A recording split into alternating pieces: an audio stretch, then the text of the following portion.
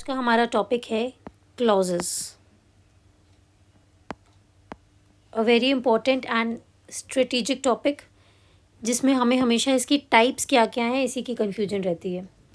तो क्लॉजेस पढ़ने से पहले हमें सिर्फ ये समझना होगा कि एक्चुअल में सेंटेंसेस क्या हैं। सेंटेंसेस क्या हैं? ग्रुप ऑफ वर्ड्स जो कोई सेंस बनाते हो, group of words that makes any sense, right. जो भी ऐसे ग्रुप ऑफ वर्ड्स जो कोई भी सेंस बना रहे हैं उनको हम सेंटेंस कहते हैं।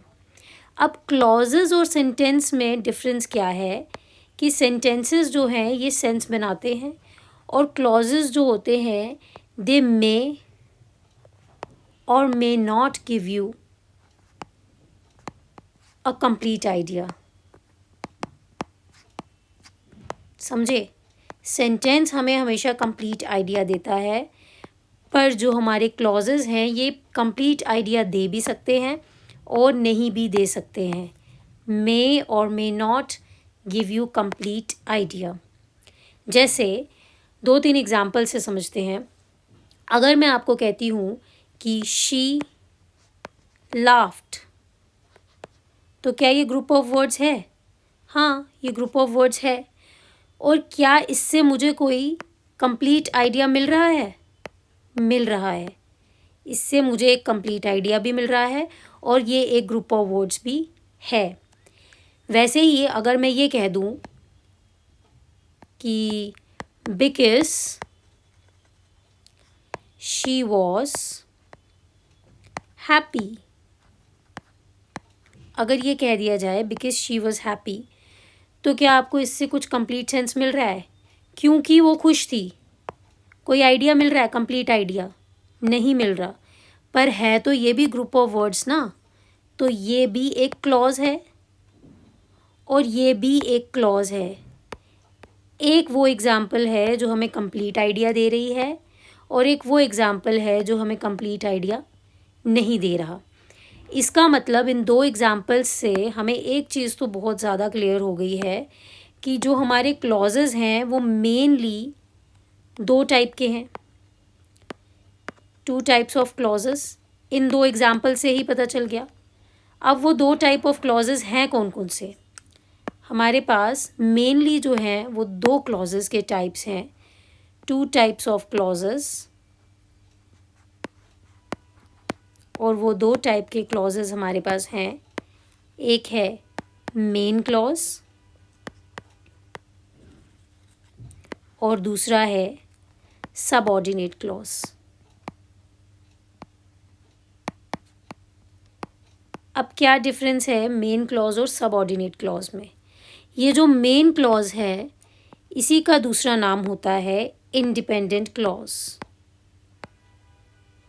यही कन्फ्यूज़न क्रिएट करता है। कभी कभार हम कहीं पर इंडिपेंडेंट क्लॉज पढ़ लेते हैं और कहीं पर मेन क्लॉज पढ़ लेते हैं। और सबऑर्डिनेट क्लॉज का दूसरा नाम क्या है? Dependent clause. As the name suggest so is the definition. जैसे कि ये डिपेंडेंट क्लॉज का नाम ही कहता है कि ये किसी पर डिपेंडेंट है, किसी पर डिपेंडेंट होना। और इंडिपेंडेंट का मतलब ही है किसी पर डिपेंडेंट नहीं होना। तो मेन क्लॉज वो क्लॉज होगा जो किसी पर डिपेंड नहीं होगा, जो हमें एक कंप्लीट सेंस देगा, जो पूरे सेंटेंस का एक कंप्लीट सेंस बना दे, वो मेन क्लॉज है। जैसे मैंने ऊपर कहा शी लाफ्ड, तो ये एक मेन क्लॉज था क्योंकि ये ग्रुप ऑफ वर्ड्स थे और इसमें एक कंप्लीट सेंस हमें मिल रही थी। वैसे ही डिपेंडेंट क्लॉज कौन सा था? Because she was happy. समझे? जैसे कि ये मेरे पास इंडिपेंडेंट क्लॉज था और ये मेरे पास डिपेंडेंट क्लॉज था। कुछ और एग्जांपल्स देखते हैं। जैसे शी इज़ इंटेलिजेंट, तो ये ग्रुप ऑफ वर्ड्स हैं जो एक कंप्लीट सेंस बना रहे हैं। और अगर डिपेंडेंट क्लॉज बनाना हो तो as she works really hard. अब अगर इन्हें ध्यान से देखा जाए तो ये जो मेरे डिपेंडेंट क्लॉज हैं, अगर इनको मैं अलग अलग पढ़ूँ तो कोई भी सेंस नहीं बनेगी। बिकॉज शी इज़ हैप्पी, क्यों, क्या सेंस है इसकी, क्या सेंट्रल आइडिया या कंप्लीट आइडिया क्या है, मुझे कोई आइडिया नहीं मिल पा रहा कि वो क्यों है खुश। As she works really hard, as she works really hard, तो प्रायर टू दिस कुछ होना चाहिए था, क्या है नहीं पता चल रहा। इसका मतलब इस क्लॉज को किसी और क्लॉज की ज़रूरत है, ये किसी और क्लॉज के बिना विथस्टैंड नहीं कर सकता, और वो कोई और क्लॉज है मेन क्लॉज। तो सबऑर्डिनेट क्लॉज को मेन क्लॉज की ज़रूरत है।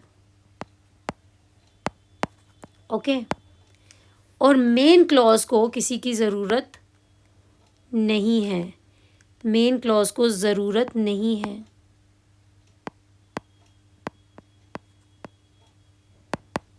आप इसे ऐसे समझ सकते हैं। ओके, तो आगे बढ़ें। अब हमारे पास दो मेन टाइप्स हैं क्लॉजेस की, एक हो गई डिपेंडेंट और एक हो गई इंडिपेंडेंट। फर्दर जो हमारी इंडिपेंडेंट टाइप ऑफ क्लॉज है वो आगे सब डिवाइडेड नहीं है, पर जो डिपेंडेंट टाइप ऑफ क्लॉजेज हैं वो आगे सब डिवाइडेड हैं। जैसे अगर इसका एक फ्लो चार्ट क्रिएट करना हो तो वैसे हो सकता है, clauses independent, dependent, and then हमारे पास फिर डिपेंडेंट क्लॉजेस की कुछ टाइप्स हैं, जैसे कि नाउन क्लॉज, एडजेक्टिव क्लॉज और एडवर्ब क्लॉज। तीन टाइप डिपेंडेंट क्लॉजेस की, इंडिपेंडेंट क्लॉज की टाइप्स नहीं। तो जब भी कभी आपको ये वाले क्लॉजेस समझ में आए या सुनने में आए तो एकदम से समझ जाइए कि ये डिपेंडेंट क्लॉज की बात कर रहे हैं। अब नाउन क्लॉज क्या होता है? नाउन क्लॉज वो क्लॉज होता है जो कि नाउन की तरह फंक्शन करता है किसी सेंटेंस में। अ clause that functions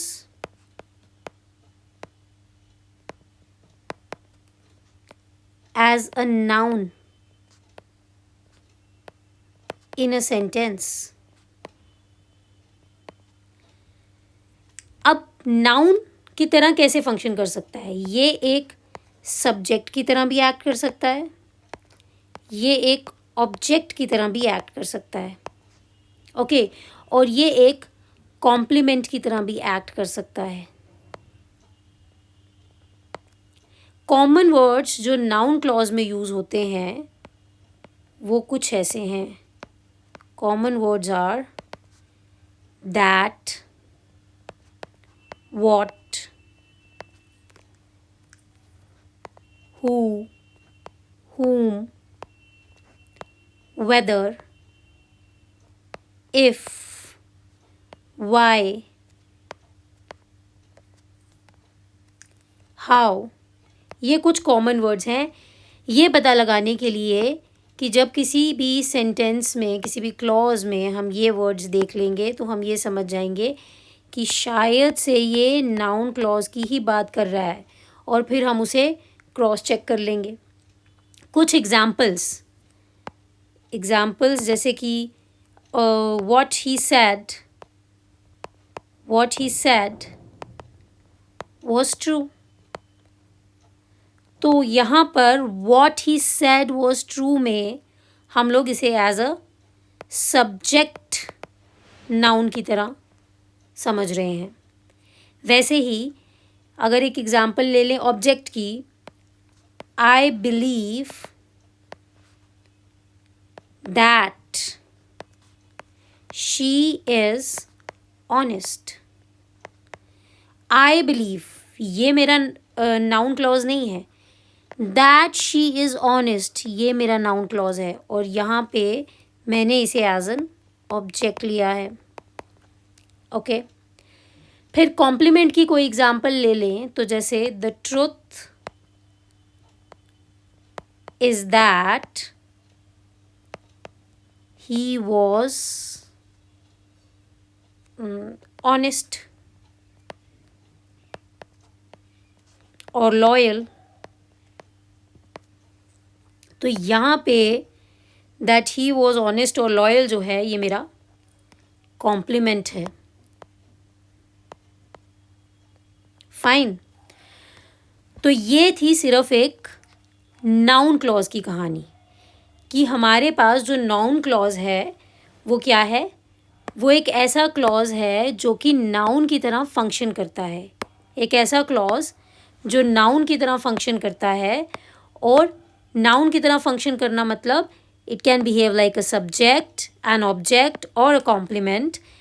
Some common words, few words that are commonly used in this noun clause are that, what, who, whom, whether, if, why, and how. Fine. Few examples which we saw is what he said was true, subject की example. I believe that she is honest, ये एक object की example है. The truth is that he was honest और loyal, ये complement की example है. यहाँ पर क्लॉज है दैट शी इज़ ऑनेस्ट. यहाँ पर क्लॉज है वॉट ही सेड. ओके. और यहाँ पर अगर हम क्लॉज देखें तो क्लॉज है दैट ही वॉज ऑनेस्ट और लॉयल. इन तीनों में अगर आप एक चीज़ कॉमन देखोगे तो इन क्लॉजेस को अगर आप इंडिपेंडेंटली पढ़ेंगे तो इनका कोई भी मीनिंग नहीं आएगा. कोई भी मतलब या कोई भी आइडिया ये तीनों हमें नहीं दे पा रहे, जो कि होना भी चाहिए क्योंकि हमारा जो ये नाउन क्लॉज है ये आखिर है तो डिपेंडेंट क्लॉज की ही टाइप. ठीक है. अब आगे बढ़ते हैं और आगे हमारा ये फर्स्ट है तो सेकंड टाइप हमारी कौन सी है. एडजेक्टिव क्लॉज की. अब adjective clause is also a type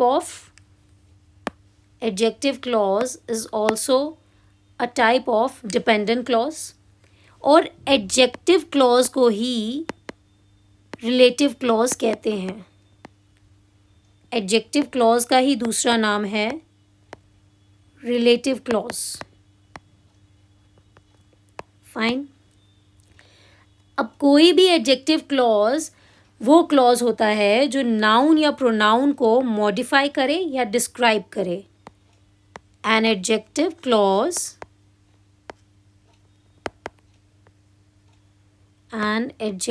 clause describes और मॉडिफाइज अ नाउन और प्रोनाउन. एक एडजेक्टिव क्लॉज नाउन या प्रोनाउन को डिस्क्राइब करता है या फिर उसे मॉडिफाई करता है. ओके. अब इसमें कुछ ऐसे वर्ड्स जो हमें याद रखने हैं कि ये रिलेटिव क्लॉज के बारे में बताते हैं. Few words are who, whom. ये वही वर्ड्स हैं जो रिलेटिविटी बता रहे हैं. whose, which, that, where, when. Fine. तो कहीं पर भी हम जब ये वाले वर्ड्स देख लेंगे तो हम ये समझ जाएंगे कि ये किस क्लॉज की बात हो रही है. रिलेटिव क्लॉज की बात हो रही है. ये रिलेटिव क्लॉज की बात हो रही है. ये समझने के लिए हम इन वर्ड्स को सबसे पहले देखेंगे. फाइन. अब इसके बाद कुछ इसकी एग्जाम्पल समझ लेते हैं. जैसे the boy who was wearing blue shirt. अब यहाँ देखो who was wearing blue shirt. This is an example of adjective clause. Another example, I know the reason why she left. Now, why she left is an example of relative clause. Who was wearing a blue shirt is an example of relative clause. एक point जो याद रखना है relative clause के लिए वो ये है कि it comes after the noun it describes. This is the important point जो कि याद रखना ही रखना है. It comes, let me change the ink.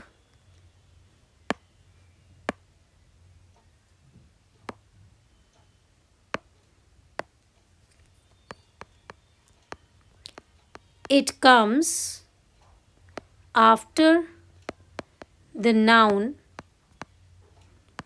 it describes. अब ऊपर वाली एग्जाम्पल्स में अगर ध्यान से देखें तो ये द बॉय जो है ये नाउन है और ये जो आई है ये नाउन है. I know the reason why she left. The boy who was wearing a blue shirt. इस वाली एग्जाम्पल में एक कन्फ्यूजन ये हो सकती है कि यहाँ एक आई भी नाउन है और एक शी भी नाउन है, पर मैंने बोला क्या है, it comes after the noun it describes. I know the reason why she left, इसीलिए ये आई के बाद आ रहा है. It comes after the noun it describes. उसके बाद अगर वापस आ जाएं तो हमारे पास आता है एडवर्ब क्लॉज. अब एडवर्ब क्लॉज क्या है? एडवर्ब क्लॉज वो क्लॉज है जो मॉडिफाई करेगा एक वर्ब को और एडजेक्टिव को या फिर एडवर्ब को भी. तो क्या है हमारे पास adverb clause. Adverb clause is a clause that modifies a verb, adjective or adverb by telling something. By telling what? ये कुछ तो बताता है. एडवर्ब है ना, तो एडवर्ब जैसे वर्ब में ऐड करना, ऐड प्लस वर्ब, तो अब ये कुछ तो बताएगा. जैसे कि टाइम बता देगा या फिर रीज़न दे देगा या फिर कंडीशन बता देगा या फिर पर्पस, रिजल्ट,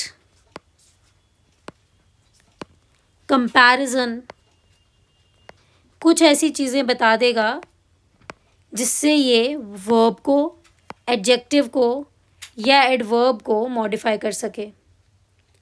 अब इसकी एडवर्ब क्लॉज की आगे कुछ टाइप्स हैं based on these things: time, reason, condition, purpose, result and comparison. अब इन सब की एक एक एग्जाम्पल लेते हैं और उससे समझते हैं. एग्जाम्पल्स लेने के लिए हम थोड़ा कलर चेंज करते हैं. Types of adverb clauses with examples. पहली एग्जाम्पल लेते हैं. First example is, late me change the colour again. पहली एग्जाम्पल टाइम से लेकर लेते हैं. When the bell rang,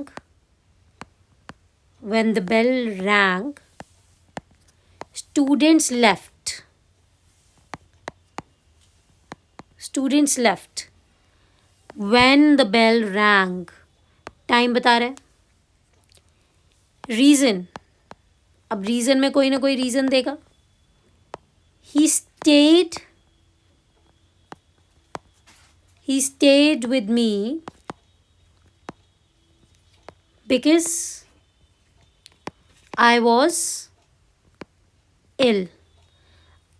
अब ये रीज़न दे रहा है because I was ill, है ना. रीज़न ही है because I was ill. फिर हमारे पास क्या था, कंडीशन। कंडीशन बता देना, इसकी क्या एग्जाम्पल आ सकती है, जैसे if I work hard, if I work hard I will succeed. अब ये कंडीशन है, इफ़, अगर मैंने हार्ड वर्क किया तो मैं सक्सीड हो जाऊंगी। फिर है पर्पस।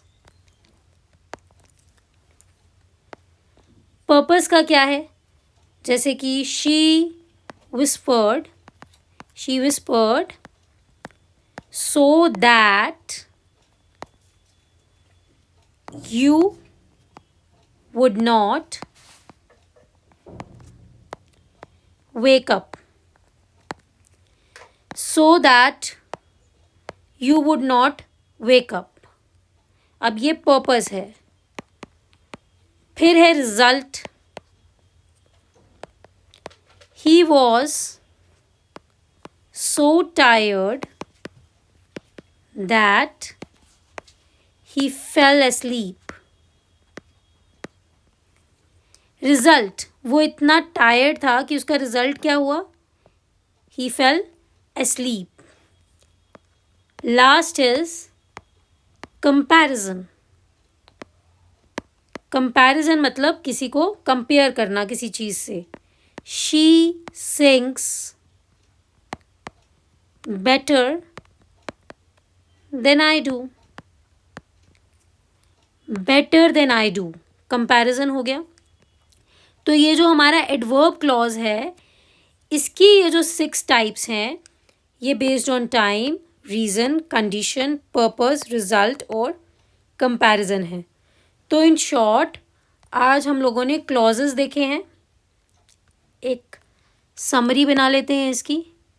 हमने देखे हैं क्लॉजेस। क्लॉजेस के हमारे पास हैं 2 मेन टाइप्स, मेन क्लॉज, जिसे हम और क्या कहते हैं, इंडिपेंडेंट क्लॉज। ओके, और दूसरी टाइप क्या है, डिपेंडेंट क्लॉज, जिसका दूसरा नाम क्या है, सबऑर्डिनेट क्लॉज। अब ये जो सबऑर्डिनेट क्लॉज है, ये आगे कितने टाइप के हैं, सबऑर्डिनेट क्लॉजेस आगे मेरे पास 3 टाइप के हैं, noun clause, adjective clause and adverb clause. और फिर ये जो एडवर्ब क्लॉज हैं, ये डिपेंड करते हैं किस किस पर, टाइम पर, रीज़न पर, कंडीशन पर, पर्पस के ऊपर डिपेंड करता है, रिजल्ट और हमारा डिपेंड करता है ये किस पर, कंपैरिजन पर।